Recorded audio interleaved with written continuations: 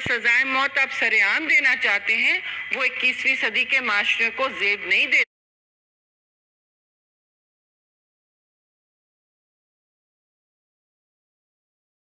ہمیں پردے کا حکم کیوں دے دیا؟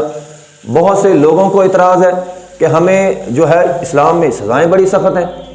ابھی کل کا ہی واقعہ ہے، کل سینٹ کے اندر ایک بل مسترد ہوا ہے، ایک بل کل سینٹ کا مسترد ہوا ہے۔ وہ بل یہ تھا کہ جماعت اسلامی نے ایک بل پیش کیا تھا کہ جو بندہ بدکاری کرے گا اسے سرعام سزا دی جائے گی، سرعام پھانسی کی سزا۔ یہ ایک بل پیش ہوا تھا، اب یہ مسترد ہو گیا، 14 ووٹ اس کے حق میں پڑے، 24 ووٹ اس کے مخالف پڑے۔ ہمارے جمہوری قانون کے تحت یہ بل مسترد ہونا تھا، ہو گیا۔ اب جنہوں نے مسترد کیا ہے، جنہوں نے اس کے خلاف ووٹ دیا ہے، ان کا کیا کہنا تھا؟ وہ کہتے ہیں سرعام پھانسی دینا یہ 21ویں صدی کو زیب نہیں دیتا۔ ہم تو ماڈرن لوگ ہیں، ہم تو ترقی یافتہ دور ہیں، یہ تو پرانی سزائیں، وہ پرانے لوگوں کا وتیرہ ہے، وہ یہ سزائیں دیتے تھے۔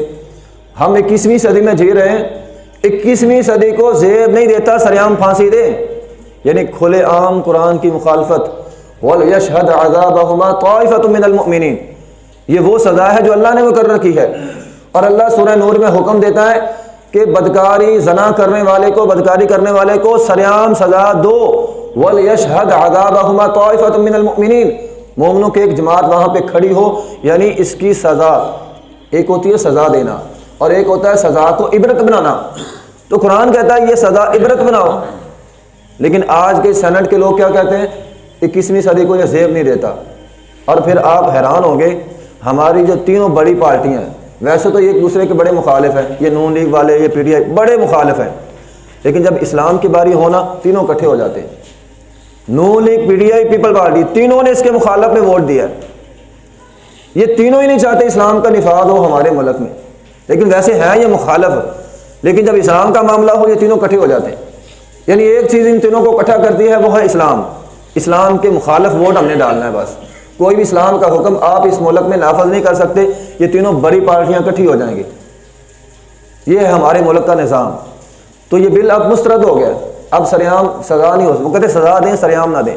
اب آپ دیکھ لیں سعودی عرب میں جو لوگ جاتے ہیں وہ بتلاتے ہیں کہ تقریباً ہر جمعے بعد سرعام وہاں پہ سزا ہوتی ہے۔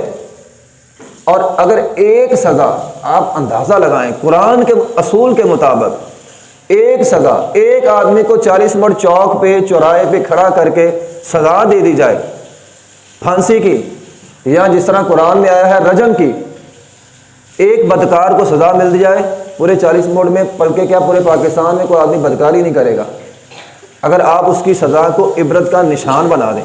چور کا ہاتھ کیوں کاٹا گیا؟ اسے عبرت بنانے کے لیے، تاکہ لوگوں کو عبرت مل جائے، نصیحت مل جائے کہ اب چوری نہیں کرنی۔ اب آپ ایک چور کا ہاتھ کاٹ دیں، پورے معاشرے میں چوری نہیں ہوگی۔ ہمارا ملک تقریباً 146ویں نمبر پر ہے ایمانداری میں، 146، اور ایک رپورٹ کے مطابق ہمارے ملک میں سب سے زیادہ حاجی ہیں، حج کرنے میں پہلا نمبر ہے، اور بے ایمانی کرنے میں 146واں نمبر ہے ہمارا۔ اس کی وجہ یہ ہے کہ ہمارے یہاں پہلی بات سزائیں ہیں نہیں، اور اگر سزائیں ہیں تو ان سزاؤں کو عبرت کا نشان نہیں بنایا جاتا۔ تو آج بھی ہمارے اس ملک میں ایسے لوگ موجود ہیں جن کو اللہ کے احکامات پہ اعتراض ہے۔ اعتراض کون کرتے تھے؟ یہودی۔ اعتراض وہ کرتے تھے، آج کے مسلمان کو بھی اعتراض ہے، وہ بھی کہتا ہے نہیں جی نہیں، اللہ نے کہہ دیا سرعام سزا دو، نہیں 21ویں صدی کو زیب نہیں دیتا، یعنی قرآن 21ویں صدی کے لیے نہیں ہے، وہ پہلے کے لیے تھا۔ لوگ یہ بتانا چاہتے ہیں، تو آج واضح سینٹ میں کھڑے ہو کر واضح قرآن کی مخالفت ہو رہی ہے۔ تو بہرحال اعتراض کرنے والے آج میں موجود ہیں، تو انسان کو اعتراض نہیں کرنا چاہیے، اللہ کا حکم ہے بس ٹھیک ہے۔ ہم یہاں کسی کو کہتے ہیں نا فجر کی نماز، جو بندہ نماز نہیں پڑھتا، حدیث میں آیا شیطان اس کے کان میں پیشاب کرتا ہے، لوگ کہتے ہیں یار میرے کان میں تو کبھی محسوس نہیں ہوا۔ اب لوگوں کو اعتراض ہے اس پر، اللہ کے رسول صلی اللہ علیہ وسلم کی بات پہ آپ کو اعتراض ہے کہ آپ یہ کہنا چاہتے ہیں کہ نبی علیہ السلام نے نعوذ باللہ جھوٹ بولا ہے، شیطان پیشاب نہیں کرتا، ایسے کہہ دیا تو ہوتا ہے، ہمیں محسوس ہو نہ ہو یا یہ ہمارا مسئلہ ہے۔ نبی علیہ اللہ تعالیٰ فرماتے ہیں وَلْيَكْتَبْ بَعْضُنَا، جو بندہ غیبت کرتا ہے وہ بندہ اپنے مسلمان بھائی کا گوشت کھاتا ہے، ٹھیک ہے، ہمیں کبھی محسوس ہوا ہے؟ نہیں ہوا۔ ایک دن نبی علیہ السلام بیٹھے ہوئے تھے، مجلس میں تھے، نبی علیہ السلام نے فرمایا میں اس کے دانتوں میں گوشت کے ذرات دیکھ رہا ہوں، جو اس نے اپنے مسلمان بھائی کی غیبت کی تھی اور اپنے مسلمان بھائی کا گوشت کھایا تھا، اللہ تعالیٰ نے ہمارے پیغمبر کو دکھلایا۔ اب ہمیں وہ پیشاب نظر نہیں آتا تو یہ ہمارا مسئلہ ہے، لیکن پیشاب ہوتا ضرور ہے۔ جو بھی بندہ فجر کی نماز نہیں پڑھتا، شیطان اس کے کان میں پیشاب کرتا ہے۔ اس لیے ہمیں اسلام کے احکامات پہ اعتراض نہیں کرنا چاہیے، اللہ کے حکم پہ کوئی اعتراض نہ کرے۔ ہے یہ تو دوہرا جرم ہے، ایک تو ہم مانتے نہیں ہیں، اوپر سے اعتراض بھی کر دیں، یہ تو دوہرا جرم ہو گیا نا۔ تو اللہ کا حکم ہو فوراً ماننے کی کوشش کریں کہ اللہ تیرا حکم آ گیا، ہم نے مان لیا، جس طرح ان صحابہ کرام نے کیا۔ وہ رکوع کی حالت میں بدل دے، اللہ کا حکم آ گیا، رکوع کی حالت میں بدل گئے، انہوں نے سیدھا ہونے کا بھی ویٹ نہیں کیا، رکوع کی حالت میں بدل گئے۔ تو اس لیے تو ہمیں کہا گیا صحابہ جیسا ایمان لے آؤ۔